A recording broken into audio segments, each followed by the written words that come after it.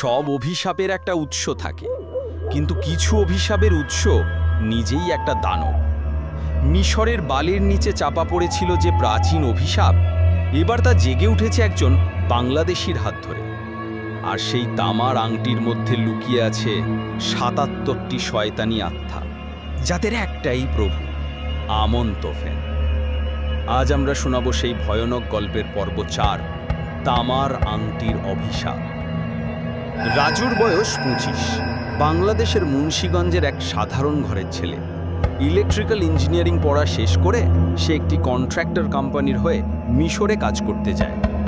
কাজ চলছিল কায়রোর বাইরে, পুরনো এক পরিত্যক্ত মন্দিরের পাশ দিয়ে রাস্তা নির্মাণের প্রজেক্ট। একদিন দুপুরে মাটি খোঁড়ার সময় তার কোদালে ঠক করে একটা ধাতব শব্দ হয়। মাটি সরিয়ে সে যা দেখে তাতে তার চোখ স্থির হয়ে যায়।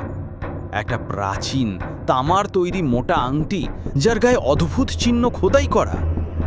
সে চিন্তা করল, পুরনো জিনিস হয়তো ভালো দামে বিক্রি হবে, কিন্তু আংটি তামার আর ভয়ানক ডিজাইন তাই কেউ নিতে চায় না। সেই রাতেই রাজু ঘুমিয়ে পড়ে।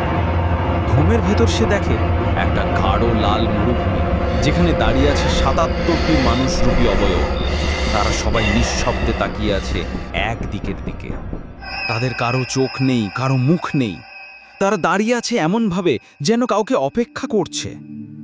পরদিন রাজু ঘুম থেকে উঠে অস্থির হয়ে পড়ে। কাজ শেষে সে এক অভিজ্ঞ মিশরী বৃদ্ধকে স্বপ্নের কথা ও আংটি দেখায়। বৃদ্ধ চুপচাপ শোনে। রাজুকে এক জাদুকরের ঠিকানা দেয়।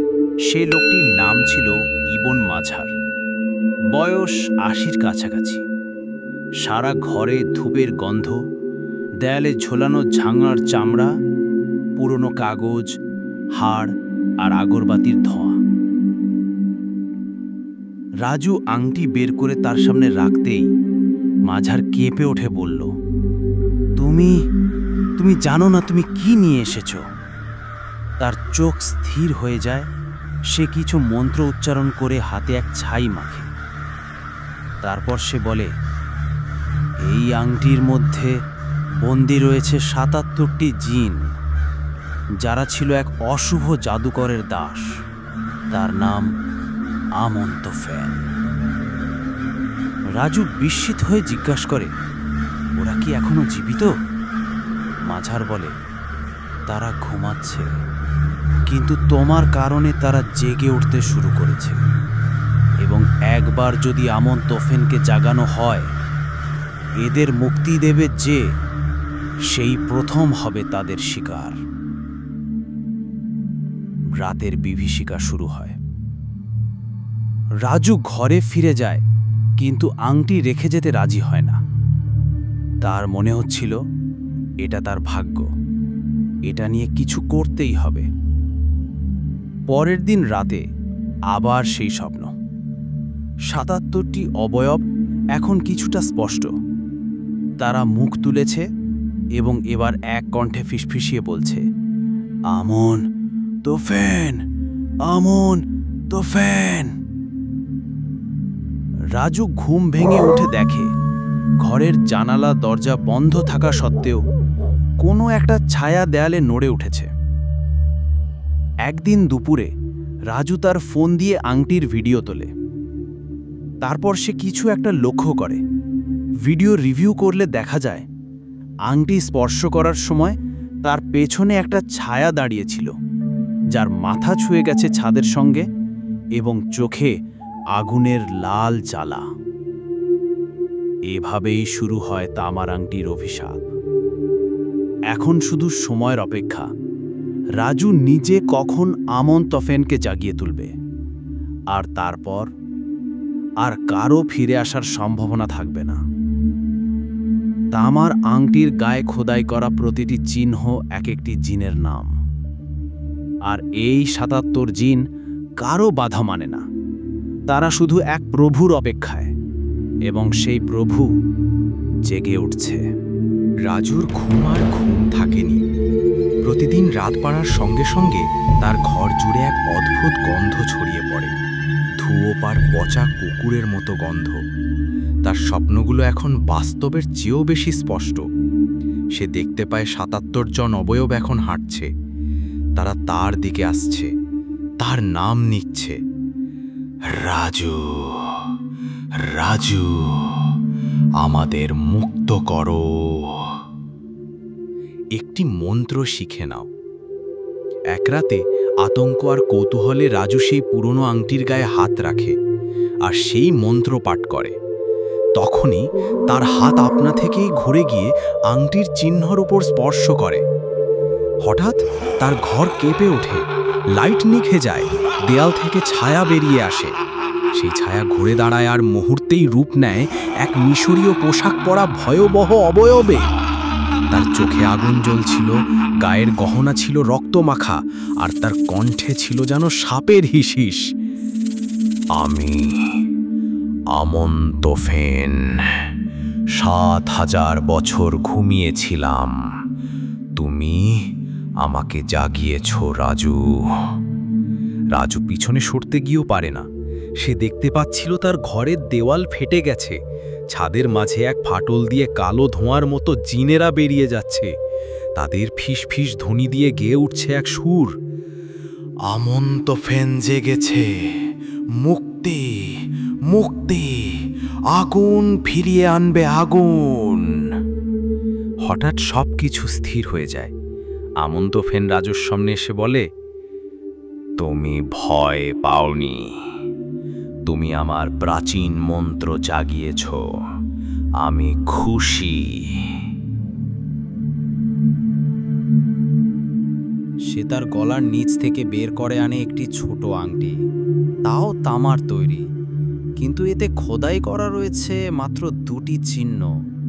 এই আংটিতে আছে 2 দাস, একজন পিশাচের মতো ভয়ানক আর একজন শয়তানের মতো ধোঁকাবাজ। তারপর সে বলে, তুমি এখন তাদের প্রভু, আমি যাচ্ছি, চলে যাচ্ছি, আমার প্রতিশোধ এখনো বাকি আছে। কখনো তোমার দরকার হলে রক্তে ডাকবে আমাকে। এবং সে ধোঁয়ায় মিলিয়ে যায়, ছায়া হয়ে ভেসে ওঠে, এবং রাজু একা দাঁড়িয়ে থাকে তার ঘরের মাঝে, হাতে সেই নতুন তামার আংটি নিয়ে। কিছুদিন পর কাজ শেষ করে রাজু বাংলাদেশে ফিরে আসে আর এক পুরনো বাড়িতে ওঠে, কিন্তু তার মন এখন আর আগের মতো নেই। রাতে সে অনুভব করে ঘরের কোণে কেউ তাকিয়ে আছে। আংটির 2টি জিন যেন ঘুমিয়ে নেই। রাজুর চোখে মাঝে মাঝে 2টো ছায়া ভেসে ওঠে। একটি লম্বা আগুনের মতো গরম নিঃশ্বাস নেয়, অপরটি মুখে হাসি নিয়ে ঘুমন্ত রাজুর পাশে দাঁড়িয়ে থাকে। এখন রাজু বোঝে সে কিছু নিয়ে এসেছে যা শুধু তার নয়, বাংলাদেশের মাটিতে এখন আমনের ছায়া এসে পড়েছে। বাংলাদেশে সেই বাড়িতে রাজু এখন 2টি নতুন শক্তির সাথে বসবাস করছে, কিন্তু এর মাঝে আছে ভয় আর অসম্ভব শক্তি।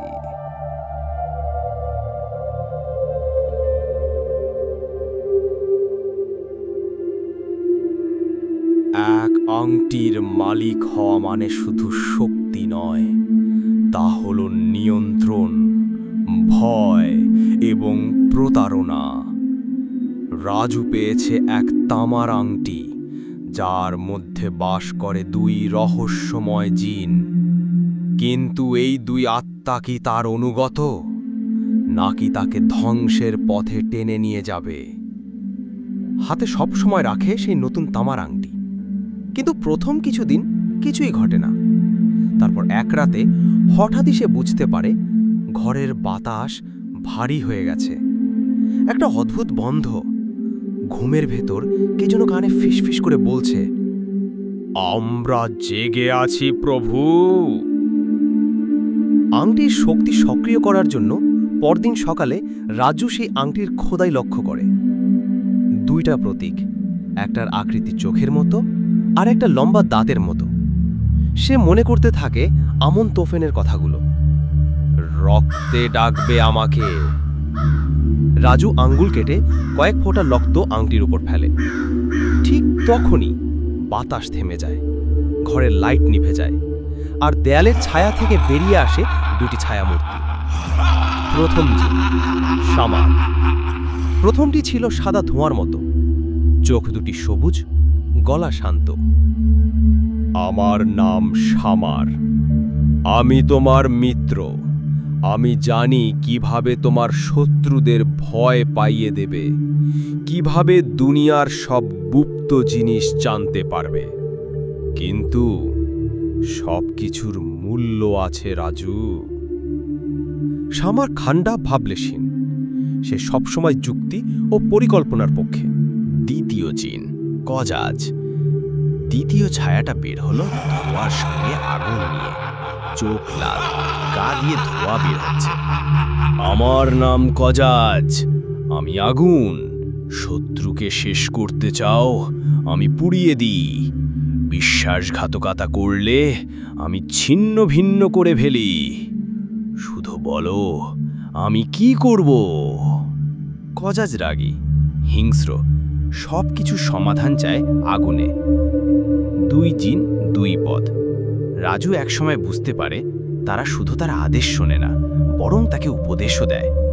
যখন সে সিদ্ধান্ত নিতে পারে না, তখন শামার বলে, চিন্তা করে করো প্রভু, প্রতিশোধ নিলেই শান্তি আসে না। আর কজাজ গর্জে ওঠে, শুধু কাজ করো, ভাবনা বাদ দাও। শত্রুরা ভয় পাবে না যতক্ষণ না তারা পড়ে। একদিন রাজুর এক আত্মীয় তাকে ঠকায়, টাকা ধার নিয়েও দেয় না। রাগে রাজু রাতে বলে, কজাজ, তাকে একটা শিক্ষা দাও। পরদিন সেই আত্মীয় অদ্ভুতভাবে সিঁড়ি থেকে পড়ে পা ভেঙে ফেলে। রাজু ভয় পায়। সে শামারের কাছে প্রশ্ন করে, এটা কি ঠিক হলো? শামার বলে, তুমি আদেশ দিয়েছিলে, আমি বলেছিলাম প্রতিশোধের ফল ভালো হয় না।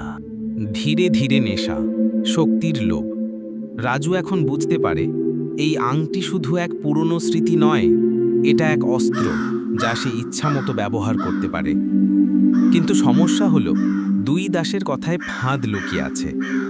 একজন তাকে ঠান্ডা বিষের মতো ধীরে ধীরে নিয়ন্ত্রণ করে, আর অন্যজন তাকে আগুনের নেশায় জ্বালিয়ে তোলে। এক রাতে রাজুর মা গুরুতর অসুস্থ হয়ে পড়ে। ডাক্তার বলছে ওষুধে কাজ হচ্ছে না। রাজু অসহায় হয়ে পড়ে। তারপর সে তার জিনদের ডাকে আর তার মায়ের কথা বলে। তখন শামার বলে, তুমি যদি চাও আমি তোমার মাকে সুস্থ করে দিতে পারি, কিন্তু বিনিময়ে তোমার একটা স্মৃতি নিতে হবে। রাজু জিজ্ঞেস করে, স্মৃতি মানে? তোমার প্রথম প্রেমের স্মৃতি, সেটা আর মনে থাকবে না। রাজু চুপ। আর তখনই কাজাজ গর্জে ওঠে, তুমি দিচ্ছ না তো আমি নিয়ে নেব। কেউ তার মাকে কষ্ট দিতে পারে না। তুমি কি মানুষ না পশু? রাজু চিৎকার করে ওঠে, চুপ করো, দুজনেই চুপ করো। কিন্তু তখন দেয়ালে রাজুর ছায়া আর তার সঙ্গে আরও দুটি ছায়া নড়ে উঠতে থাকে। রাজুর হাতে এখন যে শক্তি আছে তা কেবল ব্যবহার নয়, এক অভিশাপ। শামার আর কাজাজ কি সত্যিই তার দাস, নাকি রাজুই এখন হয়ে উঠছে তাদের দাস? বন্ধুদের ফোন ধরছে না, চাকরি ছেড়ে দিয়েছে, পরিবার থেকেও দূরে সরে গেছে। সে একা থাকে এক পুরনো ভাড়া বাসায়। ভেতরে অন্ধকার, জানালায় পর্দা নেই, দেয়ালে কোনো ছবি নেই। শুধু টেবিলের ওপর রাখা থাকে সেই তামার আংটি। আংটি এখন রাজুর নিয়তি। প্রতিদিন সে আংটির সামনে বসে চোখ বন্ধ করে। তার কণ্ঠে কেবল একটি মন্ত্র, আমার হয়ে দেখো, আমার হয়ে করো। দুই জিন, শামার ও কজাজ, তখন তার সামনে আবির্ভূত হয়। তারা এখন শুধু আদেশ শোনে না, তারা রাজুর হয়ে বাস্তব জগতে কাজ করতে পারে। কখনো টাকা আদায় করে দেয়, কখনো অসৎ উপায়কে শাস্তি দেয়, কখনো ভবিষ্যৎ বলে দেয়। রাজু শুধু বসে থাকে। আস্তে আস্তে তার মধ্যে মানবিকতা হারিয়ে যায়। স্মৃতির মৃত্যু শুরু। একদিন সকালে রাজু আয়নায় তাকায়, এক অচেনা মুখ। সে ভাবে, আমার মা কেমন ছিলেন? মনে পড়ে না। সে ভাবে, আমি কোন স্কুলে পড়েছি? ভুলে গেছে। একটি নাম মনে আসে, শায়লা। শায়লা তার বিশ্ববিদ্যালয়ের প্রেমিকা। তাদের অনেক কথা, দেখা, কিছু ছবি, কিন্তু এখন কেবল ঝাপসা। চোখ বন্ধ করলে শায়লার মুখটা আস্তে আস্তে মিলিয়ে যায়। এক রাতে শামার বলে, প্রভু, আপনি আমাদের উপর সম্পূর্ণ নির্ভরশীল হয়ে যাচ্ছেন। আপনি ভুলে যাচ্ছেন আপনি মানুষ। মনে রাখুন, আমরা আপনার স্মৃতিও নিতে পারি যদি আপনি প্রতিদিন এইভাবে আমাদের ডাকেন। রাজু বলে, স্মৃতি দিয়ে কি হবে? আমি যা চাই তোমরা এনে দাও। আমি কাউকে মনে রাখতে চাই না। গজাজ এখন খুশি। সে প্রতিদিন নতুন কাজ নেয়, অমুককে ভয় দেখানো, তমুককে চাকরি থেকে সরানো। রাজুর পুরনো এক সহপাঠীকে তার কাছ থেকে ছিনিয়ে নেওয়া প্রেমের প্রতিশোধ। গজাজ বলে, তুমি এখন আমার মতো আগুন। তুমি আর মানুষ না রাজু, একটি আত্মা মাত্র। তুমি হচ্ছ আমুন তোফেনের উত্তরসূরি। এক রাতে রাজু ঘুমের ভেতর কাঁপতে কাঁপতে উঠে বসে। সে দরজায় গিয়ে চিৎকার করে, আমি কে? আমি কে? কেউ নেই। ঘরের দেয়ালে টাঙানো একটা পুরনো ফটো, তার মা বাবার সঙ্গে তোলা ছবি, জ্বলে উঠে ছাই হয়ে যায়। দুপুরে একটা ছেলে কলিং বেল দেয়। ভাই, আপনি কি রাজু ভাই? আমি সুমন ভাইয়ের ছেলে। আপনার মা আপনাকে অনেক খুঁজছেন। রাজু চেয়ে থাকে ছেলেটার দিকে, তারপর ধীরে বলে, রাজু? কে রাজু? এই পর্যন্তই ছিল আজকের গল্প, আমন তোফেন তামার আংটির অভিশাপ পর্ব। গল্পটা ভালো লাগলে অবশ্যই লাইক, কমেন্ট আর সাবস্ক্রাইব করে পাশে থাকুন। আর যারা আগের পর্বগুলো শুনেননি, ডিসক্রিপশন বক্সে গিয়ে দেখে নিন পুরো সিরিজের প্লেলিস্ট। পরের পর্বে রাজুর জীবনে যা ঘটতে যাচ্ছে সেটা হয়তো তার স্বপ্ন নয়, বরং শুরু হতে চলেছে এক ভয়াবহ দুঃস্বপ্নের অধ্যায়। আগামী সপ্তাহে আসছে পরবর্তী পর্ব, ভুলেও মিস করবেন না। আল্লাহ হাফেজ।